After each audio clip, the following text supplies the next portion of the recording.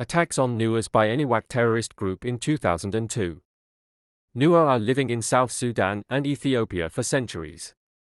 They number in thousands and live in the Gambella region of Ethiopia.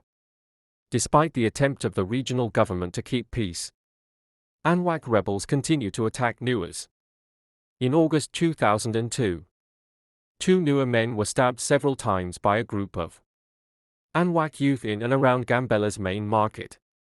Also in 2002, a hand grenade thrown onto a passenger Isuzu truck full of Nuers traveling to Lair in Jikawa Warada, killing two instantly and wounding. One of the victims later died in hospital from his wounds. The attack took place at the mobile fuel station in the middle of Gambella town. The attacker, who was also wounded in the process, was later held by the army and allegedly confessed that he was part of a bigger group organized to eliminate the Nuers. The plan was originally envisaged to attack the Nuer during the Ethiopian New Year celebration.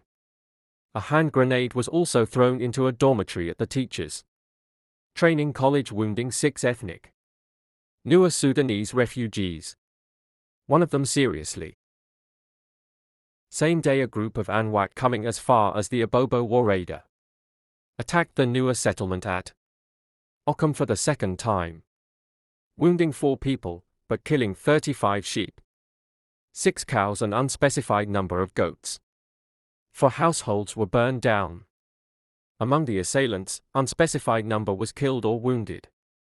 Later in 2002, 5 Nuer men who went to cut bamboo for roofing on the road to the Anfilo Warada in the Oromia region were ambushed, killing 2 and wounding 1. The survivors identified their attackers as Anywaks.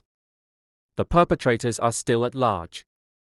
In June 2006, Anywak militants attacked a bus traveling from Addis Ababa to Gambella and killed 14 passengers. Around 40 more people were injured and wounded in the attack.